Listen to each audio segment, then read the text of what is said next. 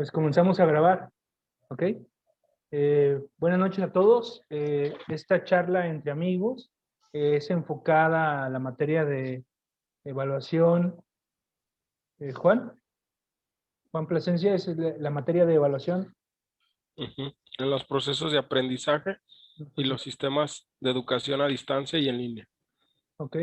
Y bueno, los moderadores de esta reunión, charla entre amigos, es Juan Plasencia, profesor del CETI Colomos, su servidor Marco Guevara, profesor de Preparatoria UNIVA, y bueno, le damos la bienvenida a un gran amigo, el profesor Yandris Cajigal Méndez, de origen, de nacionalidad cubana, y creo que ya es mexicano. Bien, pues Bienvenido. muchas gracias, Marco, muchas gracias, Juan. Es un placer por acá compartir una charla con ustedes amena sobre estos espacios que compartimos desde la parte docente como formadores. Entonces me presento. Mi nombre, como bien decías, es Yandris Cajigal Méndez. Tengo 37 años de edad. Soy de formación ingeniero en ciencias informáticas, de nacionalidad cubana. Soy de Guantánamo, del extremo más oriental de la República de Cuba.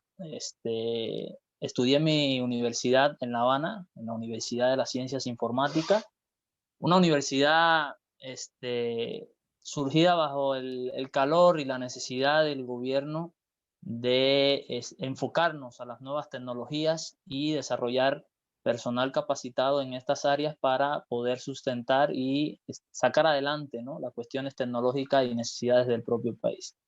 Me trasladé en el año 2005 hacia La Habana a estudiar. Ahí estuve 5 años estudiando la carrera. Finalmente, el 28 de junio del 2010 me gradué como ingeniero en ciencias informáticas y a partir de ahí para acá he estado pues ejerciendo, ¿no?, lo que aprendí, lo que fui entonces enriqueciendo en este transcurso desde la graduación del 2010 hasta el día de hoy, y ha sido parte de esta formación que he tenido. En el año 2012 mi papá vino acá a México. Antes, ¿no?, mi papá vino como asesor para los Juegos Panamericanos y hubo la oportunidad que a través de algunas amistades se me ofertara un trabajo, y fue como se me dio esta oportunidad. Llegué acá en agosto del 2012 a una empresa a hacer una transferencia tecnológica, una empresa farmacéutica, era su necesidad, y cumplí la tarea que se me indicaba en ese momento y tuve la oportunidad de aperturarme buscando otro tipo de trabajo, de salir adelante, ¿no? Pues mi intención de venir acá a México era más bien una cuestión desde el punto de vista de crecimiento profesional, crecimiento económico, no por una cuestión de que me sintiera mal con el sistema. Yo no estoy opuesto al sistema. Hay algunos detalles que tal vez podría señalar o comentar. Sin embargo, bueno, no es de lo que nos trata aquí. Vine acá, me siento muy a gusto. Acá conocí a una mujer hermosa por dentro, por fuera. Ya tengo 3 hijos y fui arropado, además de ello, acá en una institución que me siento parte de ella, la UNIVA. Le agradezco mucho y he tenido el espacio de conocer muchos colegas que me han enseñado, me he sentido arropado y he crecido, creo que, en su ambiente. Entonces, muchas gracias, Marco, muchas gracias, Juan, y aquí estamos a sus órdenes. Gracias, maestro Yandris, y enhorabuena, ¿no? Aprovechar el talento de Cuba que gran falta le hace a nuestro país y nos enriquece de muchas maneras, sobre todo en el ámbito educativo, tanto a nivel media superior y superior. Antes de iniciar con las preguntas formales en esta entrevista, me gustaría compartirte la temática, la cual es la Declaración Mundial sobre la Educación Superior en el siglo XXI. Es una conferencia de la UNESCO y para ello cito un preámbulo, un pequeño preámbulo antes de iniciar con las preguntas, que dice: dentro de los retos del siglo XXI encontramos a la educación superior, la cual debe atender una gran diversificación, una mayor conciencia de lo que implica su importancia para el desarrollo sociocultural, económico y para la construcción del futuro. preparando a las nuevas generaciones en competencias nuevas, conocimientos e ideales propios. A continuación, mi compañero Marcos Cisneros iniciará con las preguntas, las cuales agradecemos. Maestro Yandris. No, gracias a usted. Pues bueno, en este sentido, habíamos platicado que era una charla entre amigos y habíamos analizado el contexto de la globalización. Yo le preguntaba al maestro Yandris si ese concepto se escuchaba en la isla, en La Habana, porque sabemos que hay una gran diferencia socioeconómica, cultural, en cierto sentido, aunque somos latinos, pero hay algo ahí inmerso que marca diferencia y que el contexto global también señala a Cuba como la diferencia, ¿no? En el continente latinoamericano, en el continente americano, perdón, marca la diferencia, ¿no? Dice Cuba no entra en el sistema capitalista, entonces Cuba tiene algo diferente. Por eso, maestro Yandris, me gustaría preguntarle sobre el sistema económico de la isla y si usted cree que le falta algo a ese sistema para la cuestión social, cuestión económica, o qué ventajas y desventajas tiene el sistema en la isla. Bien, este tema, Marco, que acá comentas, hay mucha tela por donde cortar.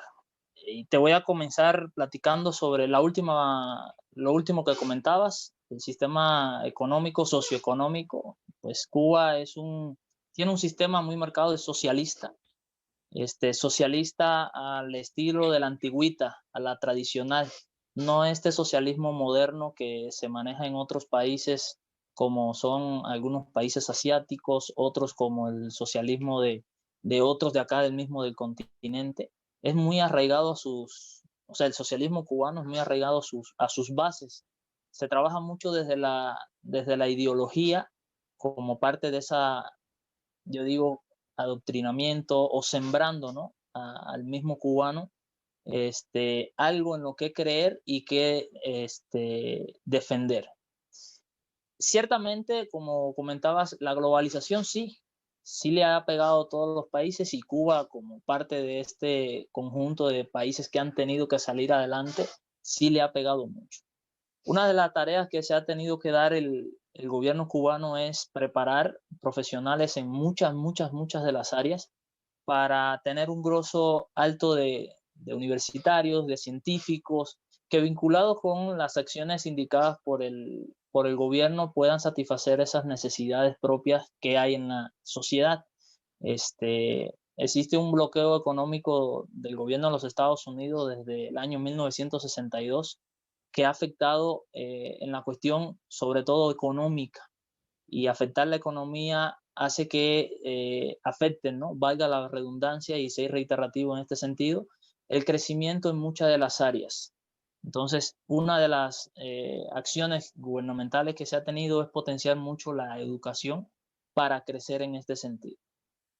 Lastimosamente, eso no nos enajena de las grandes tentaciones que existen en los diferentes países de primer mundo, o vamos a llamarle países con mayor desarrollo, sobre todo lo económico que Cuba, y ha desertado mucho cubano, o no vamos a llamarle deserción, sino ha cambiado, ¿no? De un lugar de vida a otro con la intención de mejorar la cuestión económica, la cuestión del medio donde se desenvuelve, de esas metas, de esos placeres sanos que puede tener el hombre. Entonces, muchos se han ido a Estados Unidos, otros han salido a países latinoamericanos, otros a Europa, otros a Asia, o sea, en diferentes países del mundo, con la intención, desde el punto de vista personal, salir adelante.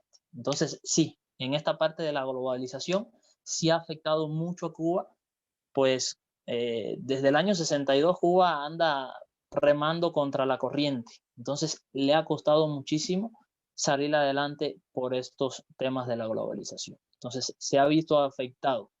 Cuba ha tenido entonces, reiterando lo que decía anteriormente, que a través de sus propios medios rascarse así, rascar las uñas, picar piedra para elevar su calidad científica, su nivel de investigaciones, potencial general, invertir mucho dinero en estos centros de desarrollo, estos centros de investigación, hasta el punto que hoy con toda certeza le podría asegurar, o sea, esto es un dato seguro, el tercer rubro de la economía que más se le invierte dinero en Cuba es a la educación. Así, de pesado. El primero es la salud, el segundo es el sector alimentario y el tercero, marcado por mucho, es la educación. Pues es lo que han visto, ¿no? Lo que han dirigido el gobierno en el transcurso de los años, a la cabeza Fidel, luego Raúl y los demás dirigentes que están ahorita en la cabeza del país, que potenciando la educación es una de las vías en las que se puede salir adelante si somos un país que ha estado bloqueado y limitado económicamente, además de no tener grandes recursos naturales que ayuden a ese crecimiento económico. Entonces, no sé si con esto que te he comentado acá te doy algo de respuesta a lo que me preguntas de la globalización, o si hay algo en específico que crees que deba tocar, pues adelante. Aquí le estaremos comentando lo que a mi criterio es conveniente. Gracias, maestro Yandris. Sin duda, los factores externos, los roces políticos, digámoslo así, que han tenido países potencia como Estados Unidos con Cuba, pues han repercutido, ¿no? Dentro de sus ciudadanos. Pero por otro lado, yo veo de una manera muy positiva cómo han salido adelante y como bien lo indicas, ¿no? Cómo le apuestan en esas prioridades, sino salud, alimentos y educación, cosas que yo internamente en mi país, México, veo que tenemos que replicar. Hay muchas cosas positivas que nos han enseñado maestros, colegas cubanos, que nos dicen cómo se vive internamente y se sobresale a todos esos tropiezos que si bien no están en sus manos, sí repercuten, y lo es la globalización. Sus maestros en cuestiones de salud manejan un nivel alto de conocimientos, muy superior en muchos aspectos al que manejamos aquí en México. ¿Por qué esa gran diferencia, siendo que los dos compartimos el mismo continente? ¿Por qué los maestros cubanos sobresalen a diferencia de los maestros mexicanos en muchos actores y en muchos sentidos? En lo interno, algo que estemos haciendo más, que usted nos pueda invitar y que esté dentro de nuestro alcance para mejorar esa situación, porque aquí vivimos también muchas políticas adversas, ¿no? Desde malos dirigentes, desviación de recursos, corrupción en lo mínimo, en lo máximo, pues lamentablemente repercute en nuestros alumnos y en nuestros programas educativos. ¿Qué nos recomienda implementar para mejorar en ese sentido, maestro? Bien,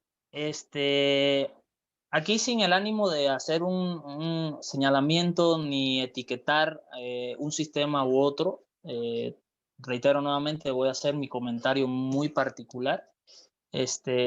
A mi criterio, las diferencias están marcadas en este nivel organizativo, o sea, ese esquema, esa estructura que hay en el sistema educativo, que puedo resaltar, por ejemplo, en Cuba, la educación es obligatoria y se hace cumplir hasta el nivel del 12 grado para todos los ciudadanos, y existen mecanismos de control en las diferentes instancias desde la base hasta el nivel superior que evalúan, que sitúan cada uno de los procesos que se hacen. Señalando, podría decirte, desde una buena estructura de los programas académicos. O sea, no hay eslabones perdidos, o sea, que yo identifique. Desde que usted entra a la enseñanza básica, desde que está en preescolar, que va a cursar primaria, secundaria, preparatoria y luego la universidad. O sea, lo ves claramente escalonado, cosa tal que, por ejemplo, yo acá no lo puedo decir. Me pongo a analizar los diferentes programas y hay muchos contenidos que se contraponen. Me da a entender que muchos de ellos no lo elaboran personas afines al área. O sea, no quiero etiquetar, perdón que lo diga así, pero alguien que conozca, que domine sobre esto, no podría cometer estos errores garrafales. Entonces, En Cuba, al tener una estructura muy bien organizada, donde se evalúe constantemente al maestro, al estudiante, donde se vean los objetivos muy claros y ver hasta dónde se cumplen, los programas muy específicos para cada una de las áreas, eso da una ventaja de que haya una secuencia. Hay algo también que la educación es pública completa en Cuba. Totalmente, es gratuita. En Cuba no se cobra un centavo por nada de la educación. Desde que usted entra en primaria hasta la universidad o posgrado, no se cobra nada. Y la otra es que usted puede acceder a toda la educación que guste siempre que su capacidad se lo dé. Por ejemplo, no porque usted esté estudiando en la primaria, usted por su capacidad siempre va a estar en la mejor primaria. No. Se hace como una selección. Usted llega a la escuela, los maestros te están evaluando, usted tiene un score y se hacen pequeños grupos donde van a decir, este estudiante por sus capacidades, el curso que viene o la enseñanza que le prosigue, va para tal escuela, no va para esta escuela. Aquellos que tienen ciertas deficiencias le dicen, ok, mijo, hablan con los padres, le van a decir, ¿sabes qué? Su hijo no tiene para ser científico, su hijo tiene otras habilidades, su hijo es para ser, no por demeritar las profesiones, pero a lo mejor su hijo lo que se le da es la costura, o su hijo lo que se le da es la carpintería, o se le da el dibujo, o se le da otras actividades que no requieran tanto de la escuela, del estudio, de la ciencia. Entonces te vamos clasificando. Llega un momento que cuando, por ejemplo, vas a la enseñanza superior, ya llegas a secundaria, ya pasaste un filtro. Lo mismo se vuelve a hacer en secundaria. Entonces te van seleccionando y dice, ok, ¿quién va a la vocacional? ¿Quién va a la prepa de ciencia? ¿Quién va a una prepa normal? ¿O quién se va a un oficio? Y luego cuando estás en la vocacional también te seleccionan y te dice, ok, ¿quiénes son los que tienen el perfil para estudiar ciencias? ¿Quiénes son los que tienen el perfil para estudiar letras? ¿Quiénes son los que tienen el perfil para otra área? Entonces, esa estructura es muy cuidada. O sea, se cuida celosamente desde la base hasta acá. Ahora, no porque tú no tengas capacidad para esto te quedas sin nada. No, existen otras escuelas en las que se te va a dar educación y vas a seguir adelante. Para todas estas áreas existen programas definidos muy claros y se te va entonces enseñando desde la base que usted puede ser bueno para esto. No quiere decir que te limiten, pero existe un equipo de personas encargadas, ya hay estudios psicopedagógicos, psicológicos, se hace estudios en el medio donde se envuelve el estudiante, en el que te dicen, ok, mijo, su perfil es para esto. Entonces, eso abona mucho a este crecimiento. Ahora, esa estructura así de forma macro creo que genera beneficios. ¿Qué no me agrada aquí? Por ejemplo, que se trata de distinguir mucho de una persona de otro en cuanto a lo elitista. Me he tocado con estudiantes que yo digo no dan para algo y los papás quieren estar ahí, quieren meterlo porque al final esa escuela es la de renombre y no va. Y eso al final lo que está atentando contra el que está al lado en tu grupo, porque no te deja avanzar. Sin embargo, cuando tú estás en un grupo, creo yo, donde todos piensan parecido en el sistema de que este es mi objetivo, yo voy para allá, o sea, como las hormigas, en grupo para ganarle.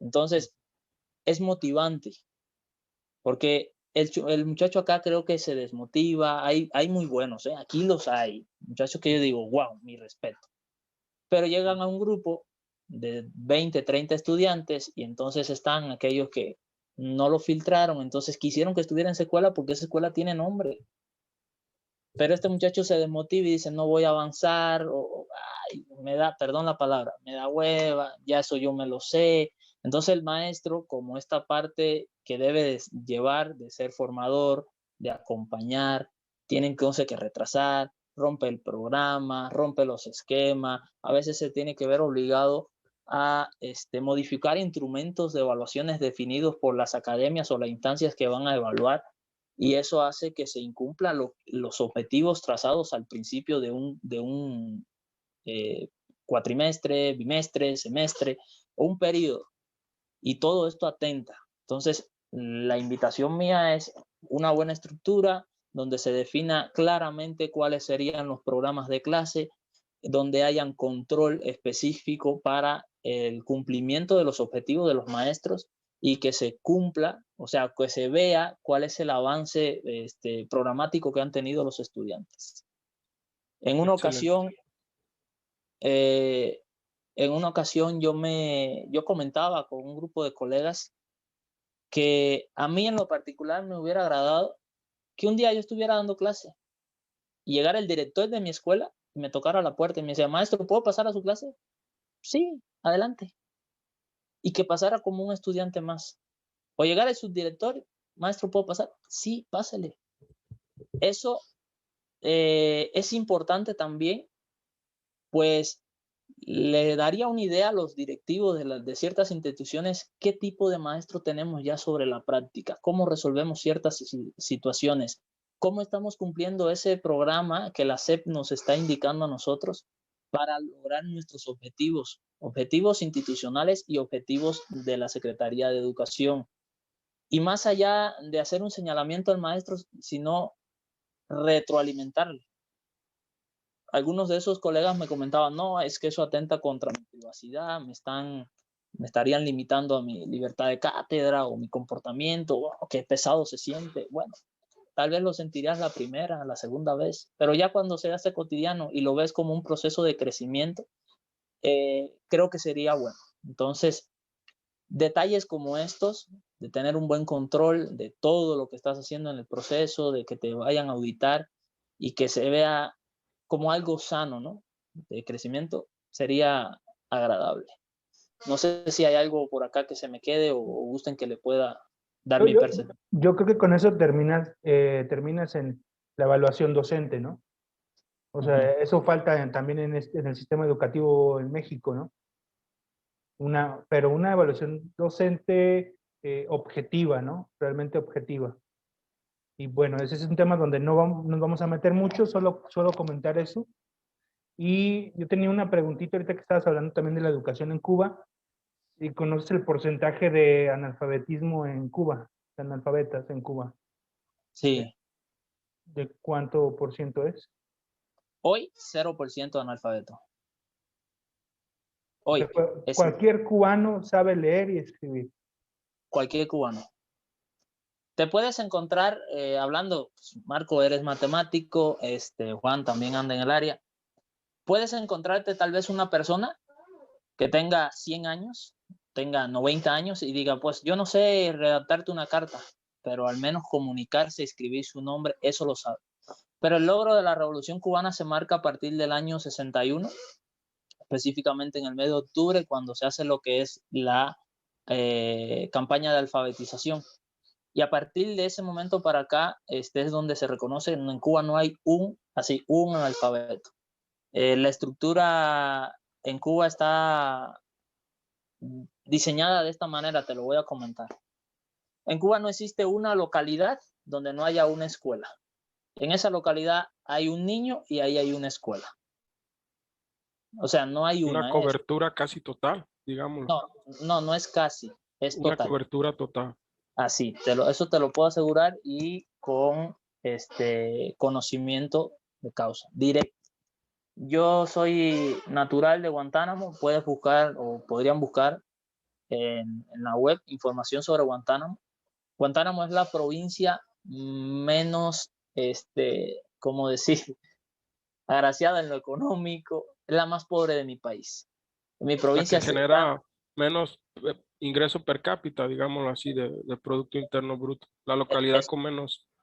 Ajá. La provincia, sí, con menos ingresos, menos generación, donde es una provincia donde su mayor territorio es rural, territorio un poco poblado y fue históricamente abandonado por los gobiernos anteriores.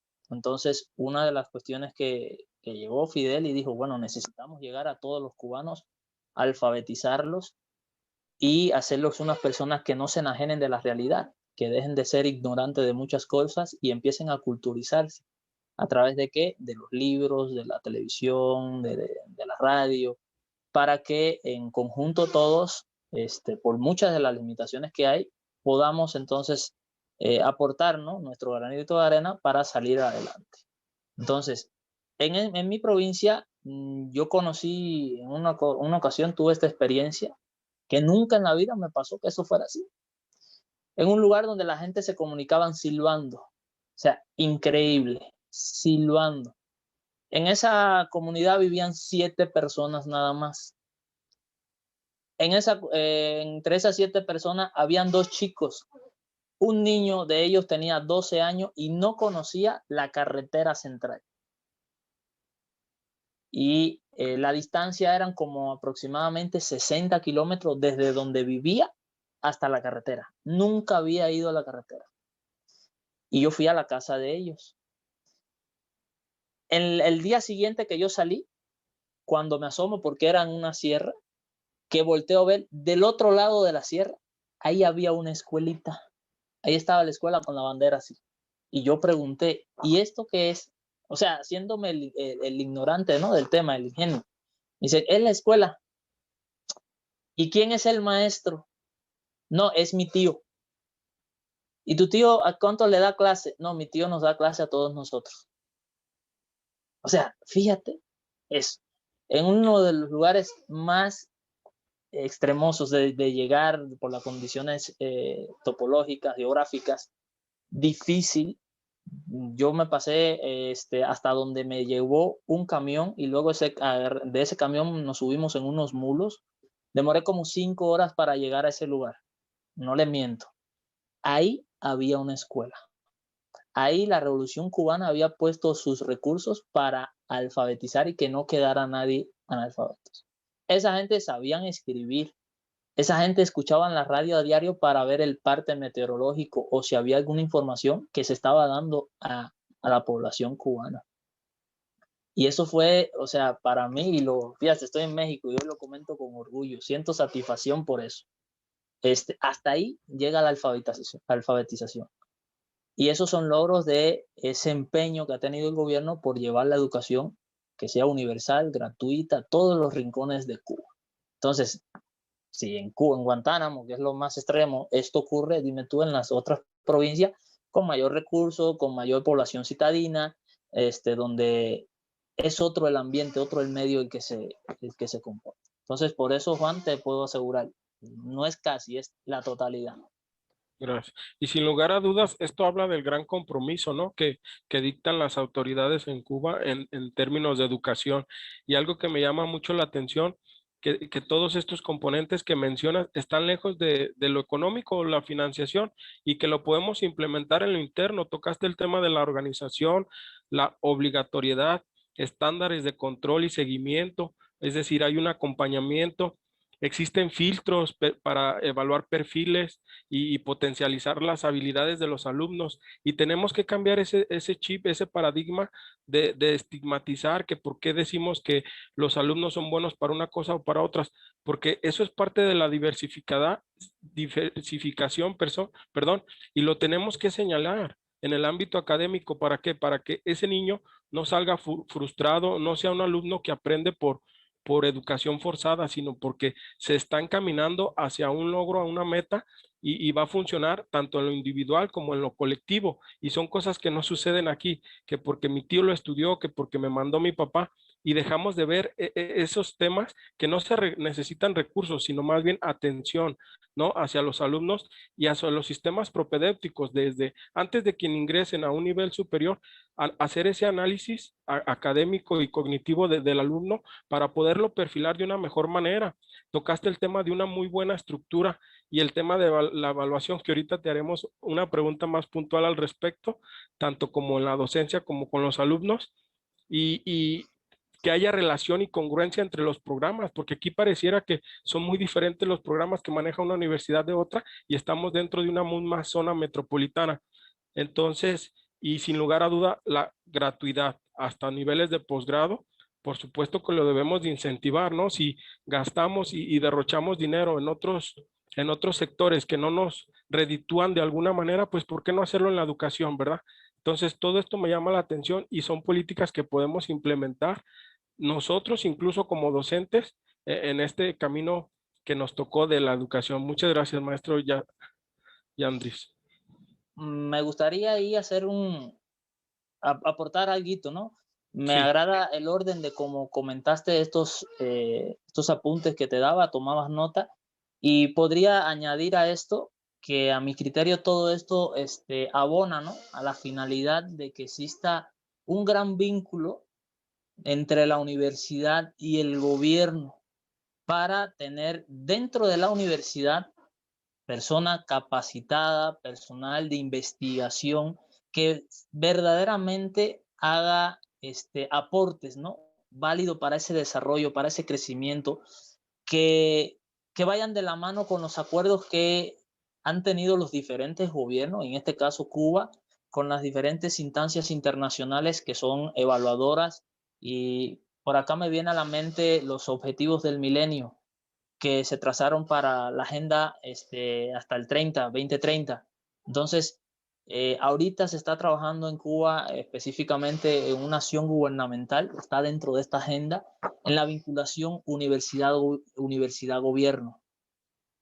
Qué difícil sería, ¿no?, tener en universidades personas incompetentes, personas que ahí estuvieron puestas a dedo, personas que en un momento no fueron seleccionadas o no fueron filtradas, o por ese temor de ser etiquetados o decir, ay, que no fuimos inclusivos acá o fuimos O lo exclusivos. Son llaman temas delicados. discriminados. Ujú. O discriminados. Entonces, esa acción certera entre la vinculación de universidad y gobierno, eso da un paso más allá en ese cumplimiento de esos acuerdos internacionales de los objetivos del milenio, y el crecimiento como tal del propio país.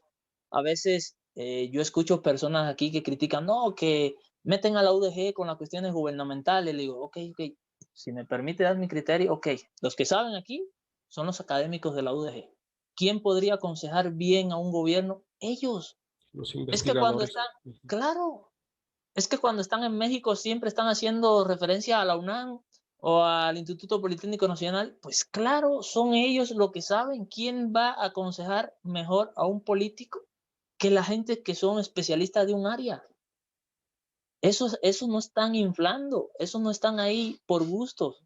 Entonces, como gobierno, apóyate en los que sabes. ¿Quiénes son? Los universitarios. Cuando digo universitario, no digo el estudiantado como tal. Estoy diciendo estos que están en sus maestrías, en sus doctorados, que están haciendo investigación de la buena, en la que van a abonar a un desarrollo significativo de cierto país, de cierta localidad, y abone a cumplir objetivos. ¿Sí? Entonces, eso quería aquí comentarlo, Juan. Gracias. Yo voy a retomar un poco en este contexto del porcentaje de analfabetismo. Dice Yandris que el 0%, perdón, el 0% en Cuba de personas que no saben, personas que saben leer y escribir. Ahora voy a la otra, al nuevo concepto, analfabetismo digital. ¿Qué porcentaje tendríamos en la isla por las consecuencias del bloqueo con las grandes industrias? O sea, en la cuestión digital, ¿no? No sé si conozcas un poco el contexto de cómo se maneja la cuestión digital y de tecnologías de las TICs en Cuba. Que me puedas Sí. apoyar con eso.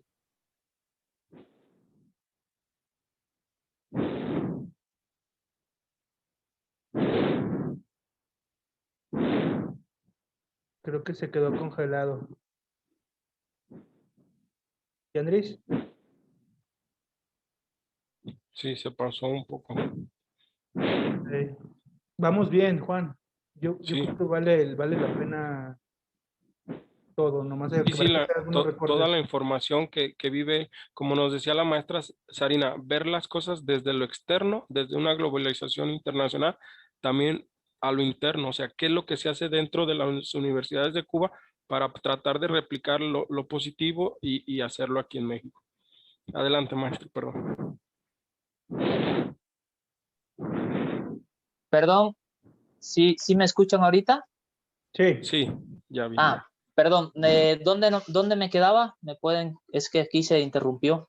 Sobre la cuestión digital en la isla, sobre Ok. analfabetismo digital y bueno, cómo el bloqueo con las grandes potencias ha sido un factor para que las tecnologías lleguen o no a Cuba. Sí, bueno, creo que se interrumpió ahí desde que comencé a decirlo. Te comentaba que el origen de la institución donde estudié en la universidad vino marcado por esa necesidad, ¿no? Una necesidad imperiosa que tenía Cuba en salir adelante en el medio de la tecnología.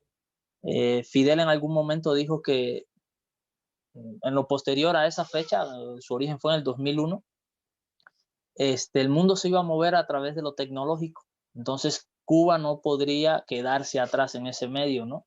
Necesitaba hacer un esfuerzo grande para culturizar a su país, para generar ese capital humano que pudiera mover esa maquinaria y esa infraestructura dentro del país. Ciertamente sí, existe hoy aún, existe un analfabetismo, sí, digital en Cuba, sobre todo en el centro y oriente del país. El país se ha visto también limitado por ese recurso a que Cuba haya tenido la oportunidad de tener tecnología de punta, tecnología a todo lo largo del país. Y esto, de cierta manera, nos retrasó, sí, muchos años con respecto a los demás países latinoamericanos. A partir del año 2003, entonces, Fidel decidió echarle ganas, decidió apostar durísimo con la creación de ingenieros en ciencias informáticas. Estudié en una universidad donde la matrícula éramos, por año, éramos 2.000 estudiantes. Todos fuimos seleccionados para ir a esa escuela, no iba cualquiera. Perdón que lo diga así en primera persona, no me gusta decirlo así. Iban los que estaban en vocacional y lo que eran aplicados a las áreas de ciencias, a las áreas de los números. Y tenía que tener un escalafón y cumplir ciertos criterios para entrar. Estuve en una escuela donde Fidel no escatimó en el dinero. A nosotros nos comentaban, la escuela se hizo con $3.700 millones, solo a una escuela se le empleó ese dinero. Al punto de que en ese momento, no te miento, en el año 2005, cuando yo entré a la escuela, había tecnología en esa escuela que hoy yo aquí no he visto en una universidad. Conozco el TEC de Monterrey, conozco el ITESO, conozco la UNIVA, conozco algunos lugares de la UDG, y lo que yo vi en la UCI en el 2005, aquí no lo he visto hoy. En el 2005, fíjese si se abonó, perdón que lo diga así, nosotros teníamos internet de último acceso, o sea, de punto de último acceso, 100 megabytes de internet en nuestra computadora. Eso hoy no lo tienes en tu casa. Aquí no lo tienes en tu casa, 100 megas que te diga tu compu directo. 100 de subida y 100 de descarga. Nosotros teníamos un sistema de gestión, por ahí se le conoce como RP, donde todo en la escuela estaba controlado por este sistema. Si nosotros entrábamos, si nosotros salíamos de la escuela, si nosotros llegábamos al comedor, si nosotros íbamos al docente, si íbamos al laboratorio, todo eso estaba digitalizado. Los recorridos internos de la escuela, o sea, era algo que, o sea, es de sueño, es de ensueños, literal. Yo vivía, o sea, vivíamos en la escuela, o sea, nos ponían todo, yo no pagué un centavo, yo iba a mi casa 2 veces al año nada más. Me iba en julio, pasaba 15 días y me iba en diciembre. Me iba el 27, 28 de diciembre y regresaba el 2 o el 3 de enero. Me pasé 5 años así, yendo 2 veces a mi casa nada más. Entonces, todo, para estar lejos de mi casa se generaban esas condiciones. Nos generaron esta burbuja con la intención de decir, vamos a potenciar ingenieros y que estos ingenieros sean los que cuando los soltemos, que vayan a sus provincias, sean los que irradien, los que alfabeticen en el ámbito de la tecnología. Ya en la práctica no fue como lo diseñó Fidel, porque muchos ya empezamos a ver algo diferente. Veíamos que sí, este mundo de la tecnología, de la informática, del desarrollo, pues podría darnos otras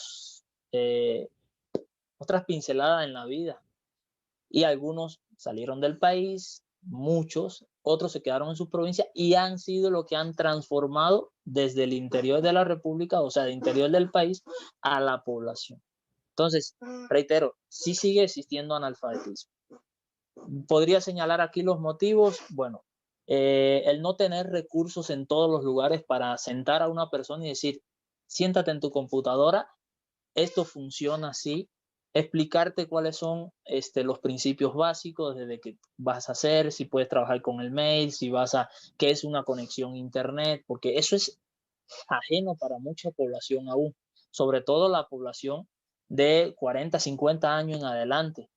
Ya a esa edad muchos dicen, no, ya no me voy a sentar en eso, ¿para qué? Si ya mi vida la tengo realizada de esta forma.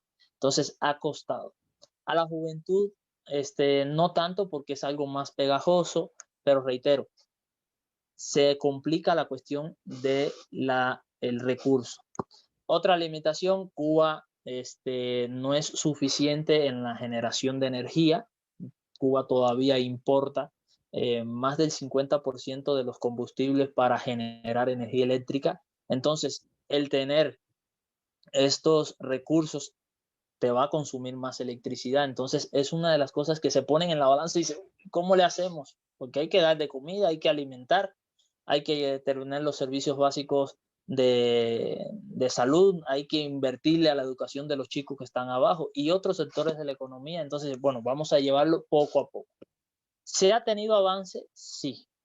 Sin embargo, no al grado de lo esperado, de lo que se diseñó al principio de los 2000, que, por ejemplo, Fidel decía que para el año 2015, ya han pasado 6 años, 2015, la población cubana estaría alfabetizada en cuestiones digitales. Sin embargo, hoy no es así. Todavía nos ha costado llegar a ese nivel.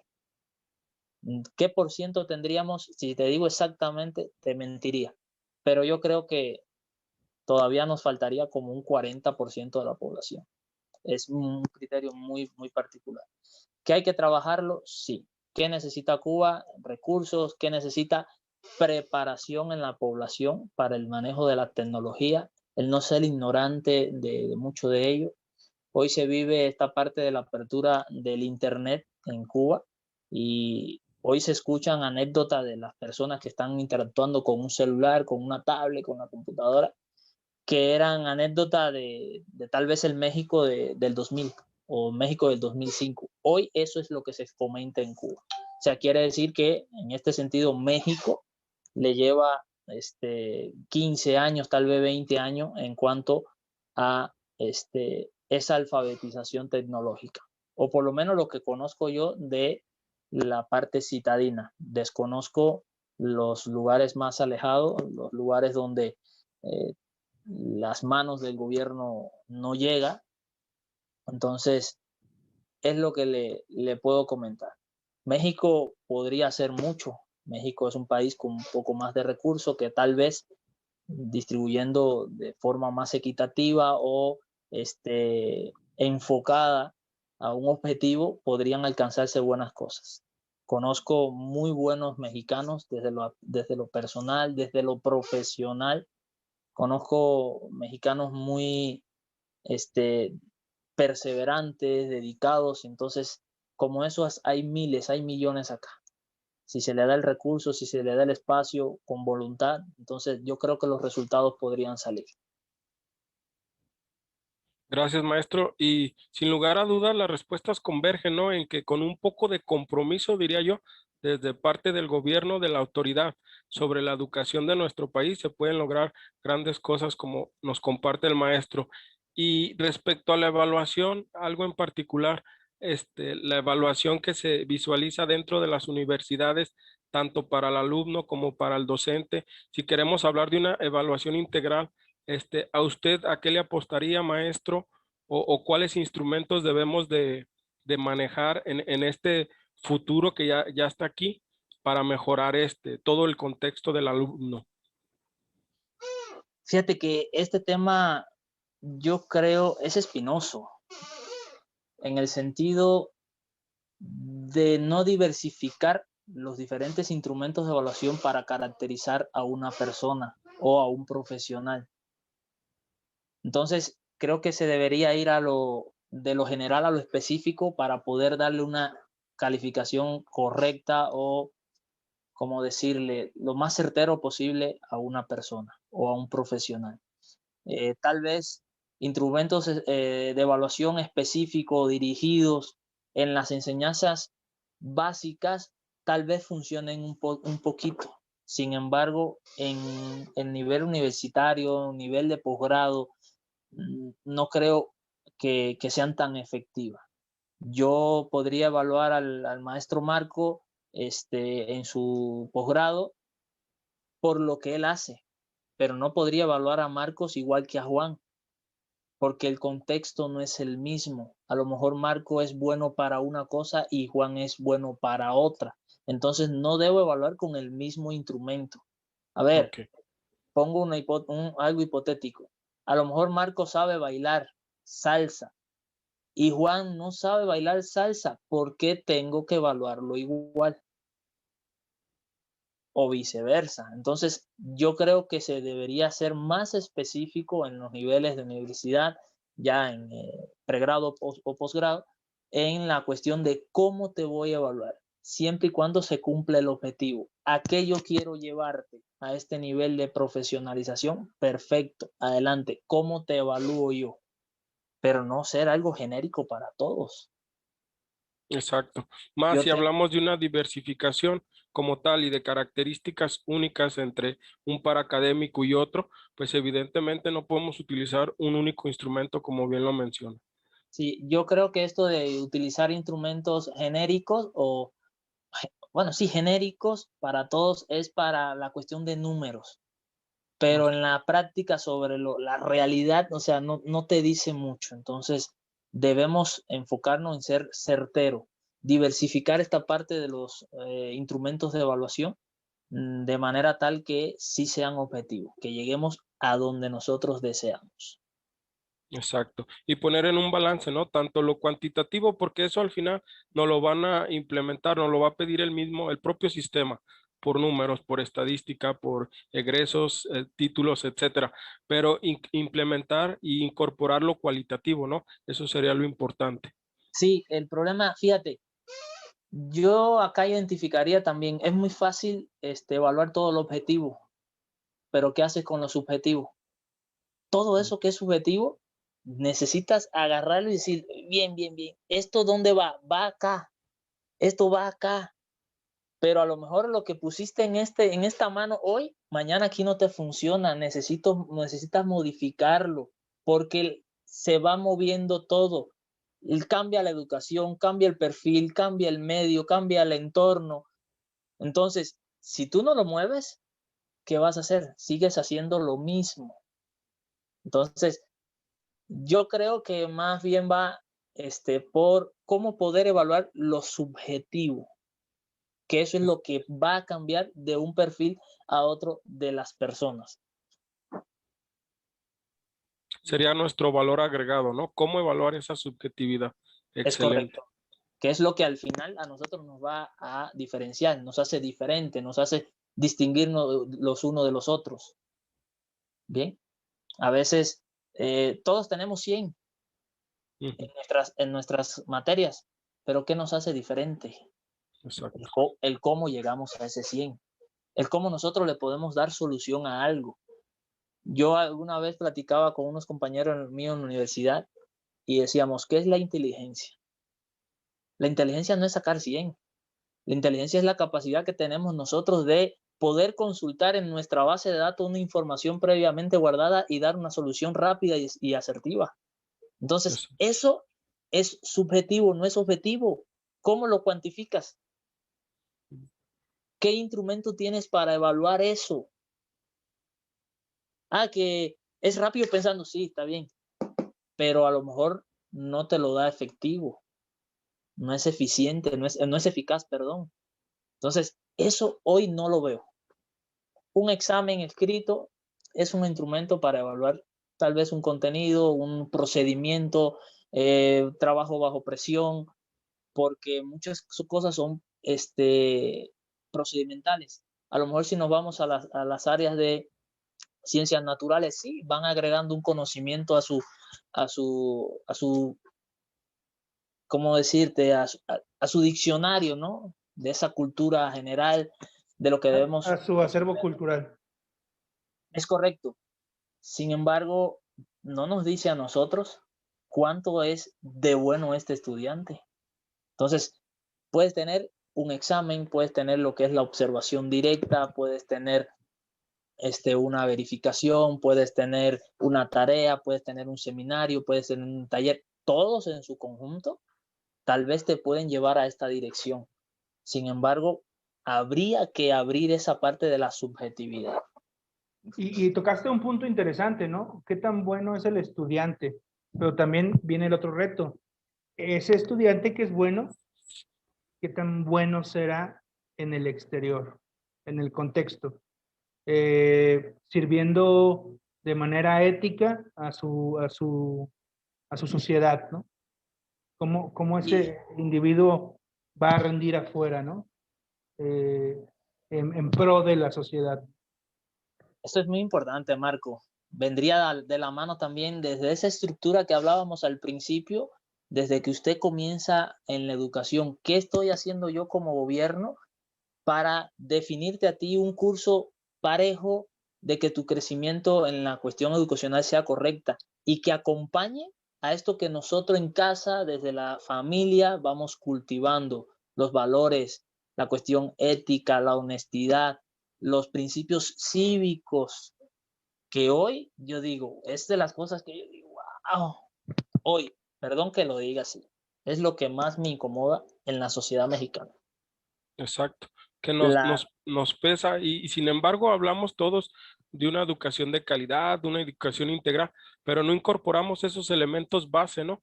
Que nos hace funcionar, yo lo llamaría funcionar, la funcionalidad y servir a nuestro contexto, a nuestra sociedad, en qué le estoy atribuyendo a mi vecino, a mi colonia, partiendo desde ahí, a mi docencia, en el lugar donde yo imparto la clase, abogar por un grupo, no solo en lo individual, sino ver más en lo colectivo. Y exactamente como bien manejó el ejemplo, quizás el baile de salsa para el maestro Marco es más funcional, pero para mí me reditúa más otro tipo de baile. Entonces, no habría por qué evaluar de una misma manera y bajo un mismo mecanismo, sino habría que hacer esa diversificación tanto en lo cultural como al momento de evaluar y sí mostrarnos más solidarios y no quisiera tocar el tema de la política en México porque no acabaremos toda la noche, pero sin embargo, eso suele suceder porque aquí mucho de nuestra economía o de la forma en que funciona nuestra educación depende de los colores que están en el palco, por decirlo de alguna manera, y cada sexenio o cada 3 años que cambia el presidente municipal, etcétera, etcétera, cambian las políticas, quieren empezar de ceros y no recuperan esos proyectos o esas cosas buenas que se han venido haciendo de anteriores rectores y sin embargo volvemos a lo mismo, piensan en lo individual, dejan de pensar en lo colectivo y volvemos a iniciar. Entonces, todo eso hay que aprenderle a la cultura del ciudadano cubano y te agradezco. Por ejemplo ahí, Juan, lo que Sí, comentas, por ejemplo ahí, se eh, vive, ¿eh? O sea, sí, sí, sí, pero las instancias internacionales son las que se supone que están para regular también y para observar y señalar a estos gobiernos. El problema es que nuestra cultura también de ahí de política. no ser honestos, en algunas situaciones, pues desvían recursos, pues ya vimos, platicamos eso de la prueba PISA, ¿no? Dar buenos resultados para pedirle a estos organismos internacionales mayores fondos, ¿no? Recursos, exactamente. Sí, Bajar el mayores recurso y recursos, hasta sí, ahí. bajar el recurso o decir, bueno, estamos mal, mándame más feria, ¿no? Para tener mayor recurso y mayor control de mis necesidades personales. Ujú. Yo creo que pues aquí te dejamos, vamos cerrando, Juan, vamos a terminar la charla, muy enriquecedora. No sé si quieres hacer alguna pregunta de cierre, Juan, y el maestro Yandris que nos apoye con algo muy breve, ajá, para cerrar. Creo que ya lo mencionó el maestro. Yo quería cerrar con esta pregunta, nos la contestó. De los siguientes desafíos a los que enfrenta la educación superior, ¿cuál cree que sería el más importante y por qué? La financiación, la igualdad en las condiciones de acceso, una mejor capacitación del personal, la formación basada en competencias o la mejora y la conservación de la calidad. De esas cinco, ¿cuál cree que sería la más importante y por qué? Estamos evaluándolo, maestro. Está en vivo. Uy, todas tienen algo que rescatar, todas. Todas, así es. Sí. Sin embargo, esta última que me comentabas de este crecimiento, de este desarrollo, esta capacitación continua, creo que la resaltaría entre todas, abonándole un poquito de lo que tiene que ver con las competencias. No tanto esa competencia como se dice del famoso Proforden, sino de ser realmente competente como un ente profesional ante una adversidad, ante un reto que tengas en la vida. Entonces, si tú eres competente y tienes esa capacidad de seguir capacitándote en lo profesional, de abonar a este crecimiento y desarrollo de tu sociedad, creo que podrías ir en un buen camino. Y va de la mano todo esto a estos acuerdos que ha tenido o lo que le exigen, ¿no? Estos convenios o acuerdos de la UNESCO con los países en fase de desarrollo, de aportarle, ¿no? De invertirle a este proceso de educación como fase fundamental de culturizar a su población y salir adelante. O sea, es básico. Yo creo y vivo convencido de que un país sin educación es difícil que salga adelante. Y esta educación solo es posible si la voluntad de un gobierno, si la voluntad política que exista, lo tiene como bandera, si lo tiene ahí entre sus prioridades, no dejarlo como un elemento extra que pues, por ganarme unos votos voy a hacer esto, voy a hacer una escuela, no. Algo con objetivos muy claros, que tenga un sostén con raíces profundas, que realmente sea significativo, ¿no? Que se tracen metas de decir, bueno, yo en 5 años pretendo hacer esto, a los 5 años me voy a hacer una evaluación y que independientemente de si los gobiernos cambian o no, haya algo que hay que sacar adelante, como es lo que ha pasado en otros países de la Agenda 2030. En varios países han cambiado los gobiernos, pero es algo que ha sido columna vertebral en los diferentes gobiernos. Ahí tienen las banderas, lo que es el cambio climático, la educación, el trabajo para la colaboración en los temas de salud, para evitar lo que está pasando el día de hoy, que son pandemias. Entonces, han cambiado los gobiernos, pero esos objetivos siguen acá. Y varios países del mundo, a pesar de sus limitaciones, han colaborado en este sentido.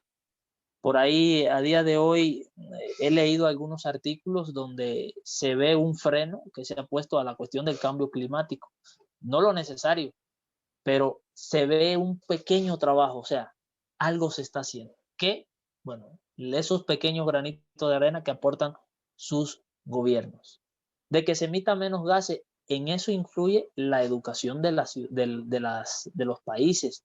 Porque si tú tienes un país inculto que no sabe el por qué, si tú emites gases contaminantes, te vas a fregar, te estás haciendo mal. Entonces necesitas preparar y darle esos elementos, esas herramientas a las personas para que ellos puedan discernir, puedan interpretar, discernir y llegar a conclusiones del por qué un comportamiento que estaban haciendo es erróneo. Entonces, prepáralo, dale educación y al final el desarrollo de una sociedad debe salir. Decía ahorita que hablas de educación, amigo, haz de cuenta que escuchaba al comandante Ernesto Guevara de la Serna con su frase, un pueblo sin educación es un pueblo fácil de engañar. Y yo creo que esa parte de fomentar la educación lo tenía muy claro este líder revolucionario y creo que se lo transmite a cada cubano. Y eres un ejemplo de que te transmitió cosas muy, muy importantes y entre ellas la educación. Y pues finalizo con la frase patria o muerte. Venceremos. Muchas gracias. Oh, gracias a ustedes, Juan, a ti, Marco, por darme este espacio para poder compartir una experiencia muy, muy particular, que en algunos casos podría ser certera, en otros no. Yo lo comentaba aquí al principio, es un criterio muy propio. Y si en algo de lo que comenté por acá, pues se sintió alguien etiquetado, lastimado, pues me dispenso, ¿no? Es parte del show. Pero creo que me sentí a gusto, ¿no? Platicando con ustedes acá, como bien decías, una plática entre amigos. Y aquí estamos a la orden para cuando se necesite. Gracias.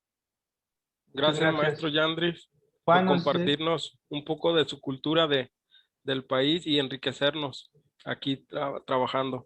Mucho por hacer y gracias por esa luz que nos dio esta noche. No, gracias a ustedes.